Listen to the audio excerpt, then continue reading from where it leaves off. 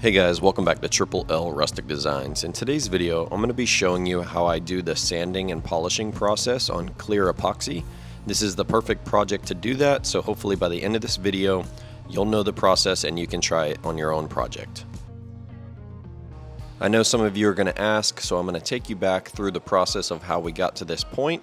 We used the SuperClear Designer Art Resin and poured a thin layer of the color on the bottom. I used a silver and black color for this. So we poured about an 1/8 to a 1/4 inch thin layer on the bottom of the project so that it blacks out the bottom and you can't see through. I like to use the SuperClear Art Resin because it starts to set up in about an hour and a half. So you can come back at that hour and a half mark, trap in your swirls so that they look really cool looking like this, and then let it cure overnight. After curing for about 12 to 15 hours, I come back with some 220 grit sandpaper and just scuff the surface of that first layer so that when we pour our next layer, it gives a good surface for the epoxy to bind to. I know it looks a little crazy, but trust me, when you pour that clear layer of epoxy, it's going to fill in all these scratches and you won't see them at all. The next step is putting our shell casings in there, and I actually use Starbond CA glue to glue each shell casing down so that it does not move when I pour the clear layer of epoxy over top of them.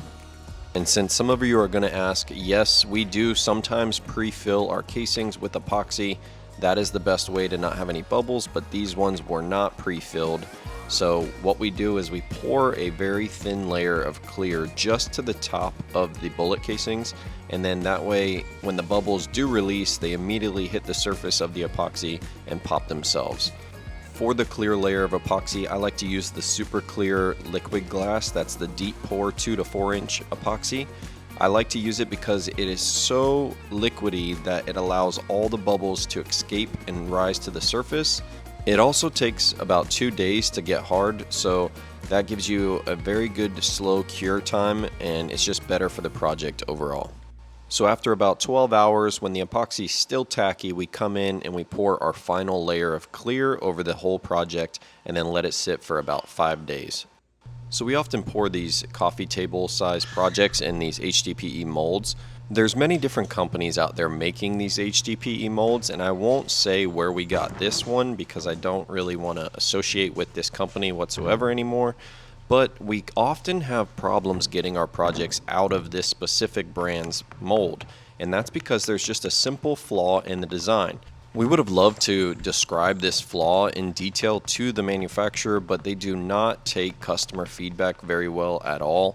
And they've actually recently tried to attack and discredit us on social media, which is really disappointing to see because we have lots of evidence to show that this is an actual issue with the mold. And before any of you ask, yes, we do put mold release in these molds every single time, and I do it religiously. We've been in the epoxy game for 2.5 years now, and we have no doubt learned from our failures that you have to use mold release when it comes to epoxy projects. The issue with the project not releasing from the mold here has nothing to do with lack of mold release or pouring the wrong type of epoxy.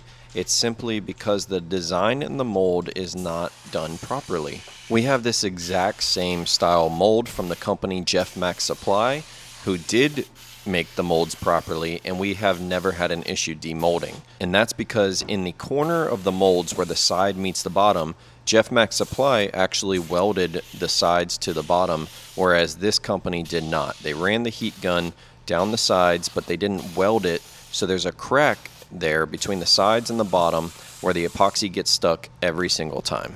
Now you may be asking yourself, well, if there's such a flaw in this design, why are you still using it? Because in the end, it does still work.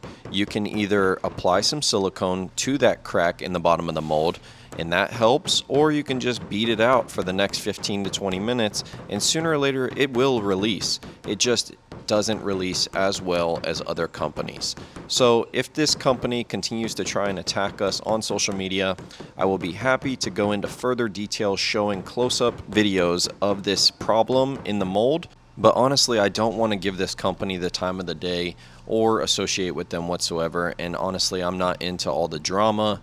So sometimes it's better to not retaliate and just take the higher road and just let this problem lie. So what I have to say to this company, because I know you're going to watch this, is that I wish you would have just reached out to us and we could have handled this professionally. I would have showed you the flaw in the design and we could have gone about it correctly. Instead, you went on social media, you made very rude comments about Zoe and our YouTube channel, and I just think that was very wrong of you to do. So I've sped this up, but in the end it took me 17 minutes to get this project out of this HDPE mold, but once I kept dropping it on our slab flattening table, it finally eventually released.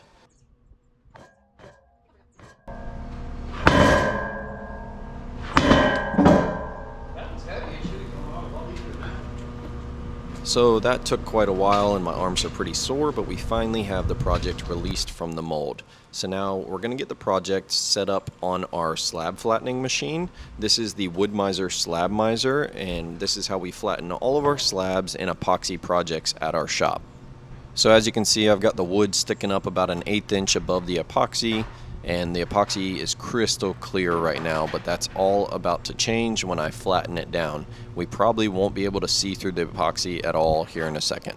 And I know that's a little scary if this is your first time doing it, but trust me, there is a way to bring back the clarity. There's actually 2 or 3 different ways, but today I'm going to be showing you the sanding and polishing process. So with the slab mizer, we're just going to work our way up and down the project, taking off just under an 1/8 inch at a time until we get a perfectly flat surface on this side. Being that this project is only 18 inch by 36 inch, it only took about 5 minutes to flatten this top side of the project. So just like I was saying, after making this last pass, you can barely see inside the clear epoxy, but that's okay, don't worry, we will bring back the clarity. This project is actually going to get cut in half right where that crack is, and it's going to become 2 18 by 18 inch end tables, but for right now we need to flip it over and flatten the other side before we make that cut. You'll see as I flip the project over that some of the epoxy leaked underneath the wood. That's okay, it should only take a couple passes to flatten this back out and get it down to solid wood. If you guys haven't watched some of our previous videos, this Wood-Mizer Slab Mizer is an absolute game changer for our shop. We are absolutely loving it and it works so well. That 5-inch cutter head on there makes quick work of flattening slabs or epoxy projects just like this. So you can see just 2 small low spots that the flattener did not hit, but that's okay. When we sand this side, it'll get rid of those. Now that we have our projects flattened on both sides, Dad's going to slow motion throw me a pencil, and then I'm going to take that pencil and use a straight edge to mark a line at 18 inches so we know where to make our cut. Next, I'm going to get my project set up on a piece of foam insulation, and using our Festool track saw, I'm just going to make a nice clean cut right where that line is in the center of the project. After that, we're going to get our project all cleaned up with the air compressor, and then we're going to take it inside to our Grizzly table saw. On the table saw, we're just going to run the projects through on all 4 sides, cleaning up the edges because when it comes out of the mold, it does have some imperfections and a slight angle on the edges. So by running it through here, we'll get some nice clean 90-degree angles on all 4 sides. So now both of our tables are cut to size with nice clean edges, and it's time to add a chamfered edge to the top and the bottom of the tables. To do that, we're going to use a 45-degree chamfer bit inside of our little DeWalt router, and we're just going to run around all 4 sides, top and bottom of the tables, adding a very nice clean chamfer. While I work the router making the clean edges, Dad's going to work that dust collection hose and just try to suck up all those little flakes of epoxy as they come off. Sometimes this router can be a little tricky, but once you do quite a few, you'll get the hang of it. I always work my way counterclockwise around the projects, and it seems to give a good cut on the projects. Now it's finally time for probably the whole reason you came to this video, and that is the sanding and polishing process on the clear epoxy. So using my Surf Prep sander, I'm just going to start with 120 grit, and this is probably one of the most important grits to start with. I'm able to start with 120 grit because the way that these tables come off the slab mizer, they're very smooth. But if your project is a little rough to begin with, make sure you start with a lower grit like 80 or even all the way down to 60. So with this first grit, whatever it is, for me it's 120 grit, you want to make sure you spend a lot of time with this grit. You're going to spend more time with this one than any of the other grits. It is very important with this grit that you pay special attention to the project and make sure you sand everything evenly. You don't want to rush the process when using this first grit, because down the road when you finish your entire project, if you didn't spend enough time making sure that you evenly sanded the entire project with this lower grit like this 120, you may still have some deep scratches that didn't get sanded out. And there's nothing worse than spending a couple hours sanding and polishing to then restart and have to go all the way back down to 120 and start over. The only reason I know this is because I've made this same mistake a couple times. So now I always make sure I spend a good amount of time with that first grit, sanding everything perfectly even. After I feel confident that I hit everything evenly with the 120 grit, I use a cotton towel and just wipe up all the dust and debris off of the project. It's very important that you do this between every single grit, because if you don't, little pieces of the epoxy will get trapped in the sandpaper and it'll create swirl marks on the epoxy. And in the end, you'll probably not get the same clarity finish that you're hoping to achieve. So once I finish with 120 grit, I move up to 150, then 180, then 220, then 320. And then after 320 is when we're going to start wet sanding. So from 400 to 10,000 grit, we're going to wet sand. And what does that mean exactly? That means that I take a bottle of water with a couple drops of Dawn dish soap, and between every single grit, I apply some of that water to the epoxy areas. Using our Surf Prep sander with the dust collection hose taken off, we're just going to sand those epoxy areas with the water on the epoxy. This is called wet sanding, and it provides lubrication for the sandpaper so that it doesn't cut into the epoxy as bad. It's basically just lightly sanding the surface, and the water allows the debris to kind of float around instead of cut into the clear epoxy. Now, I'm no sandpaper manufacturer or scientist, so I'm probably not explaining this the best way that it could be explained, but just trust me, it works. Working your way up, wet sanding from 400 grit to 10,000 grit, making sure you wipe off all the debris every single time in between grits, you will achieve good results. Another quick tip that I've learned from my own mistakes is make sure you use a clean towel or paper towel when you're wiping that debris in between every grit. If you use the same towel over and over, that towel is going to get built up with sandpaper residue, and it's not actually going to clean the surface properly. And then in the end, you will have little tiny swirl marks, and you won't be happy with the results. So we've wet sanded up to 3,000 grit, and then before I go any further, I'm going to go ahead and install the legs, because again, learning from mistakes, you don't want to finish these tables and have them pristine looking and then want to flip them over to install table legs, which just causes scratches or imperfections on the finished table. So now I stop at about 3,000 grit, install my table legs, and once I have those installed, then I flip the project back over and complete the finishing polishing process.